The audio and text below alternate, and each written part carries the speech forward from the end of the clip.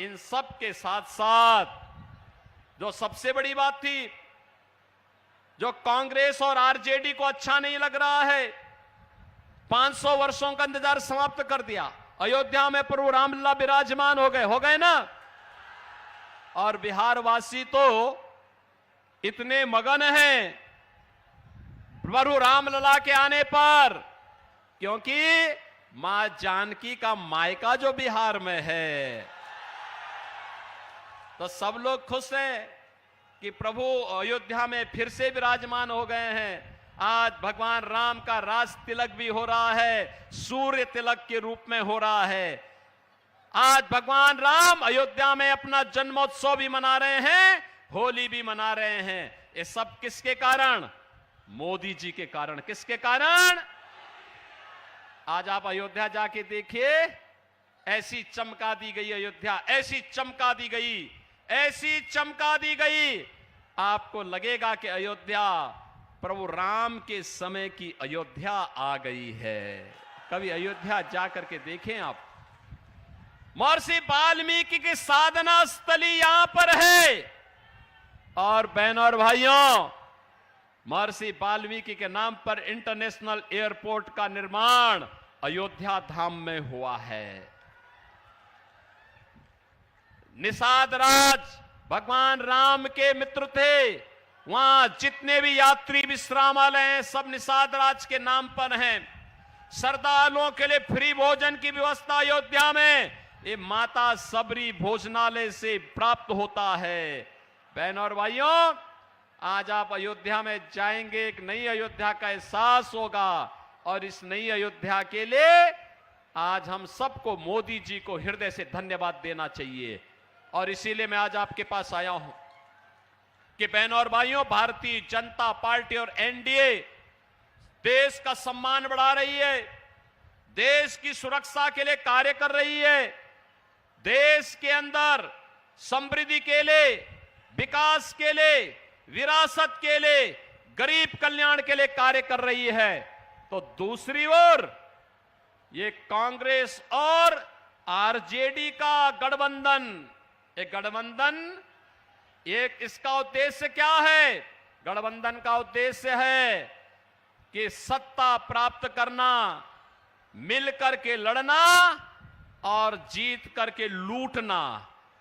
लूटने की क्या स्वतंत्रता देंगे अब इनको? कतई नहीं देना है। बिहार को जेडीयू और बीजेपी की सरकार ने जिस अराजकता से उबारा है, आज बिहार को उधर नहीं जाने देना है। बहनों और भाइयों, मैं तो आपसे कहने के लिए आया हूं, मैनिफेस्टो में आप देखिए, मोदी जी ने कहा है हम आत्मनिर्भर और विकसित भारत बनाएंगे। लेकिन कांग्रेस और इनके सहयोगी क्या कहते हैं? बिहार में लालू जी कहते हैं कि सभी ओबीसी का आरक्षण मुसलमानों को दे देना चाहिए। क्या मिलना चाहिए क्या? और कांग्रेस का मैनिफेस्टो भी क्या कहता है?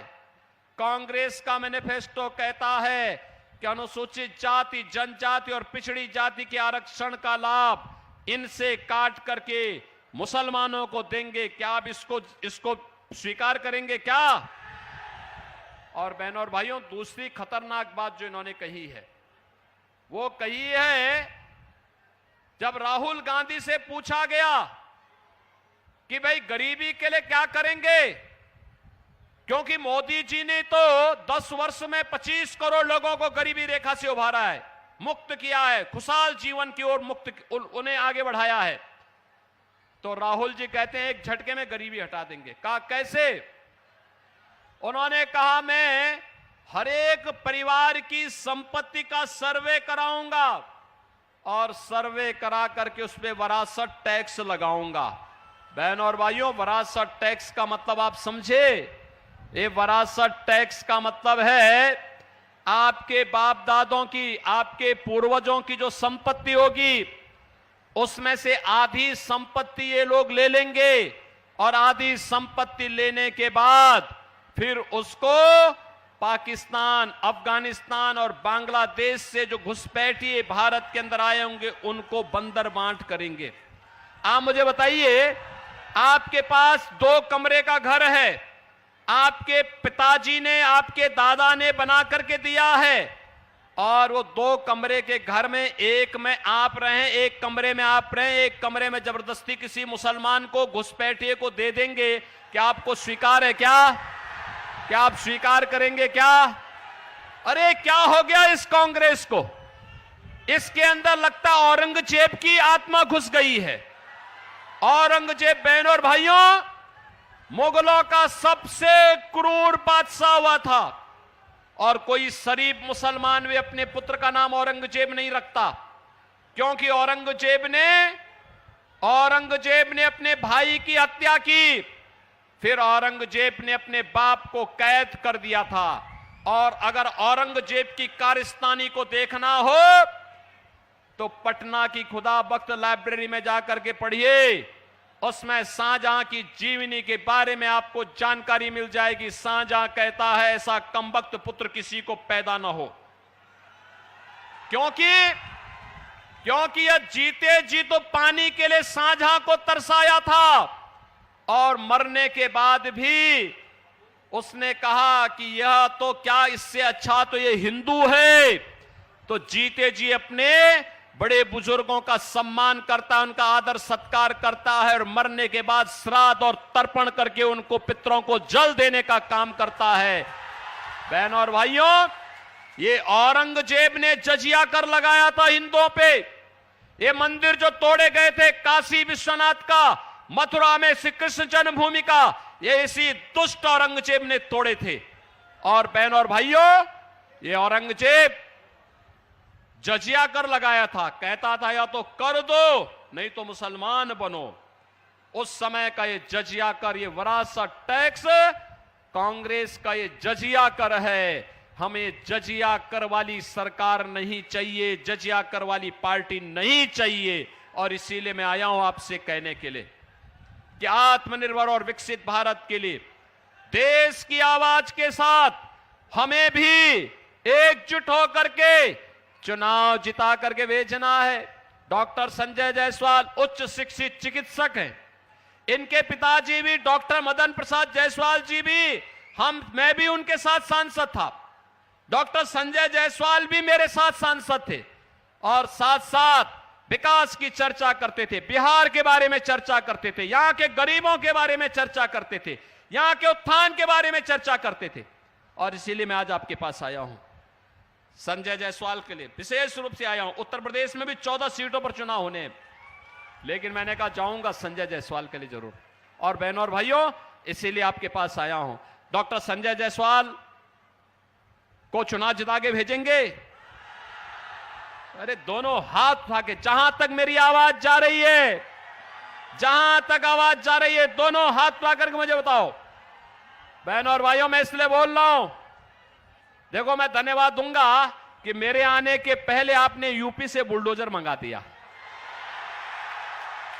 और ये माफिया और आतंकवादियों का सबसे अच्छा उपचार है। मोदी जी तीसरी बार प्रधानमंत्री बनेंगे।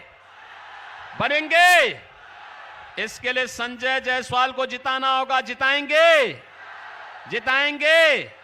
कल एक दिन का समय है, एक दिन देश के लिए देंगे। इसके लिए आपको एक काम करना होगा। जितने लोग यहां पर आए हैं, आपसे मेरी अपील होगी, कल एक दिन 15 घरों में जाकर के जितने सदस्य होंगे, वयस्क मतदाता होंगे, उनसे कमल चुनाव चिन्ह पर वोट देने की अपील करके और परसों उन्हें मतदान केंद्र पे लेके जाना है। लेके जाएंगे। मैं आश्वस्त होकर के जाऊं, मोदी जी को आश्वस्त करूं कि यहां से डॉक्टर संजय जायसवाल भारी बहुमत से चुनाव जीत के जाएंगे। सहमत हैं? तो फिर मेरे साथ बोलेंगे, भारत माता की, भारत माता की, भारत माता की जय श्री राम, जय जय श्री राम।